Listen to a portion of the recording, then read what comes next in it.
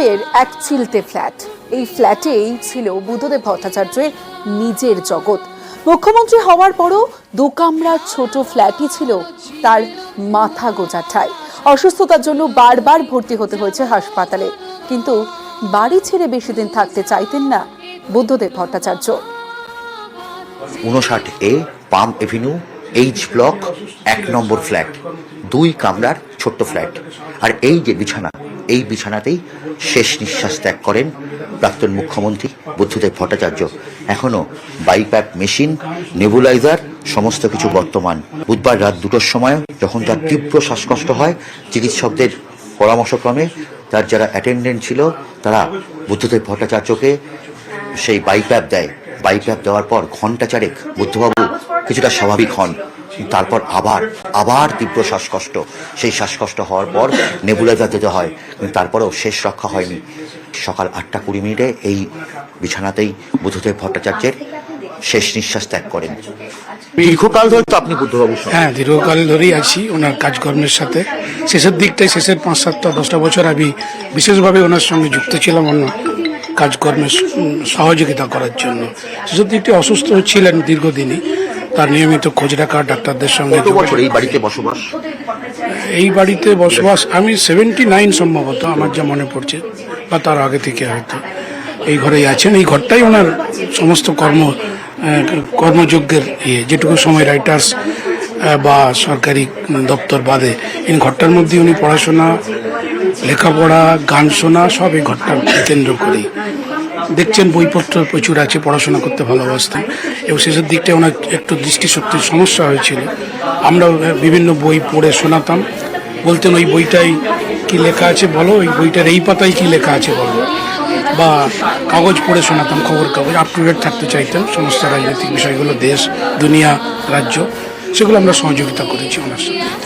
এই ঘরটা ছিল তার অসম্ভব প্রিয়, এবং এই ঘরে মায়াকোভস্কি, দস্তোয়েভস্কি থেকে শুরু করে, কার কথা বলবো না, মিলান কুন্দেরা থেকে শুরু করে একের পর এক বই। সেই বই দেখছেন থরে থরে, এবং তার সঙ্গে অবশ্যই রবীন্দ্রনাথ ঠাকুর। যদিও অসুস্থ হয়ে যাওয়ার পর থেকে তার পক্ষে এই বই পড়া অনেকটা সমস্যা হয়েছিল। কবিতা ভালোবাসতেন, স্বভাবতই সুকান্ত ভট্টাচার্যের আত্মীয়, সর্বক্ষণ গান শুনতে ভালোবাসতেন। রবীন্দ্রনাথ তার জীবনের মননে লুকিয়েছিলেন। সুকান্ত ভট্টাচার্য যেমন রয়েছেন তেমনভাবেই লেনিন রয়েছে, তেমনভাবেই চে গুয়েভারা রয়েছে। আবার একই সঙ্গে পাশে রয়েছে চার্লি চ্যাপলিন। আবার উল্টো দিকে মার্কসও রয়েছেন ডিলানো। প্রাক্তন মুখ্যমন্ত্রী বুদ্ধদেব ভট্টাচার্য প্রমাণ করে দিলেন জীবনে মননে তিনি যে সাধারণ থাকতে চান, এবং সেই সাধারণের মতন করেই তিনি আগামী দিনও থাকতে চান সবার হৃদয়ে।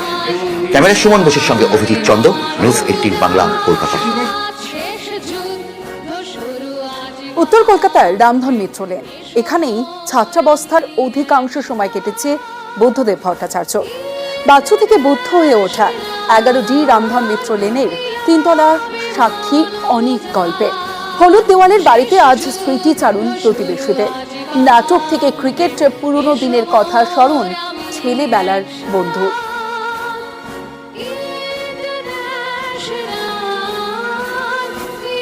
রবীন্দ্রনাথের গল্পের নাটক দিয়েছে, সেই নাটকে অভিনয় করেছে। পাড়ায় আগে অভিনয় হতো। কি নাটক মনে আছে? শুধু করতো? হ্যাঁ, ওর নিজেরই নাটক দেওয়া। রবীন্দ্রনাথের ঠাকুরদা অভিনয় করেছিল, ওর বন্ধু বান্ধবরা সব।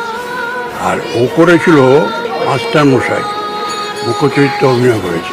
ভীষণ জেদি ছিল, যেটা করে বলতো করতো। পাড়ায় খেলাধুলা করা, ফুটবল খেলা, আড্ডা দেওয়া। খেলতো। ক্রিকেট কোথায় হতো? এখানে গলিতেই? এই মাঠে, কেনাটা মাঠ ছিল ভেতরে, এখন বাড়ি হয়ে গেছে। লাহকুনি মাঠ আছে সামনে, ওখানেও খেলেছো। দেশবন্ধু পার্কে খেলতো। পুরনো যারা বন্ধু বান্ধব ছিল বা পরিচিত ছিল, মুখ্যমন্ত্রী হওয়ার পর তাদের চিনতে পারতো না, এরম নয়, তাদের সঙ্গে যোগাযোগ রাখতো। এখানে মিটিংয়ে এলে পরিচিতদের ডাকতো, তাদের এটা দিত, সম্মানটা দিত। তার যে নীতি আদর্শ, সেইটার সম্পর্কে খুব সচেতন ছিল।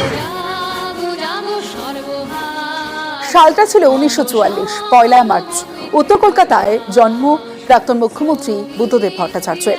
1961 সালে শৈলেন্দ্র সরকার বিদ্যালয় থেকে উচ্চ মাধ্যমিকে উত্তীর্ণ। মুখ্যমন্ত্রী হওয়ার পরও এই স্কুলে এসেছেন বুদ্ধদেব ভট্টাচার্য। বুদ্ধদেবের প্রয়াণে শোকাহত স্কুলের শিক্ষক শিক্ষিকা থেকে পড়ুয়ারা। 1 থেকে 12 পর্যন্ত উনি এখানে পড়াশোনা করেছেন এবং এখানে মামা বাড়িতে থেকে পড়াশোনা করতেন। এবং আমাদের যখন 100 বছর পূর্তি হয় তখন উনি এসেছিলেন। আমার যে জায়গাটা হেডমাস্টার সিট, সেখানে উনি বসতে চাননি। এই সামনে যে সিটটা রয়েছে এখানে উনি বসেছিলেন এবং উনি বলেছিলেন যে ওই সিটে বসার যোগ্যতা আমার নেই।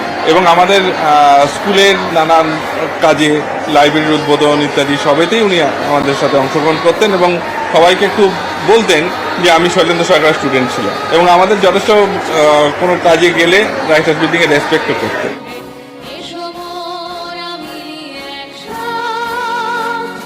চোখে মুখে তখন বিপ্লবের স্বপ্ন। প্রেসিডেন্সি থেকে কলকাতা বিশ্ববিদ্যালয়।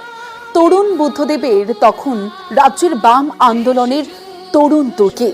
এরই মাঝে দমদমের শেঠবাগান আদর্শ বিদ্যা মন্দিরে শিক্ষকতা শুরু করলেন। অল্প দিনের মধ্যেই বাংলা শিক্ষক হিসেবে হয়ে উঠেছিলেন পড়ুয়াদের প্রিয় পাত্র। ইতিহাসের সাক্ষী স্কুলের রেজিস্টার্ড বুক। প্রথম মাসে 113 টাকা বেতন পেয়েছিলেন প্রাক্তন মুখ্যমন্ত্রী বুদ্ধদেব ভট্টাচার্য। স্কুল বলছে যেখানেই থাকুন ভালো থাকবেন মাস্টার মশাই। প্রাক্তন মুখ্যমন্ত্রী বুদ্ধদেব ভট্টাচার্য এই বিদ্যালয়ে শিক্ষকতা করতেন বাংলার শিক্ষক হিসাবে। আমাদের স্কুলের রেকর্ড যতটুকু যা পেয়েছি সেই অনুযায়ী 1968 সালের মার্চ মাসে উনি এই বিদ্যালয়ে জয়েন করেন। খুবই ছাত্রদরদী শিক্ষক ছিলেন এবং একেবারেই স্কুলে ঠিক সময়ে আসা, নিয়মবর্তীভাবে থাকা, পঠন পাঠনে খুব ভীষণ মনোযোগী ছিলেন। এবং ছাত্রদের কাছে যেটা শুনেছি যে ওনার ক্লাস ছাত্ররা খুব ভালোভাবে করতো এবং খুব ভালোবাসতো ক্লাস করতে। ওনাকে পেয়ে ছাত্ররা খুব আপ্লুত ছিল।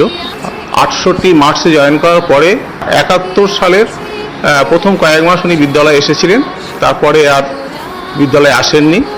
সম্ভবত আরও বৃহত্তর রাজনৈতিক জীবনে তার প্রবেশ ঘটে। তিনি সময় দিতে পারেননি বলেই বিদ্যালয়ে আর শিক্ষকতা করার সুযোগ পাননি।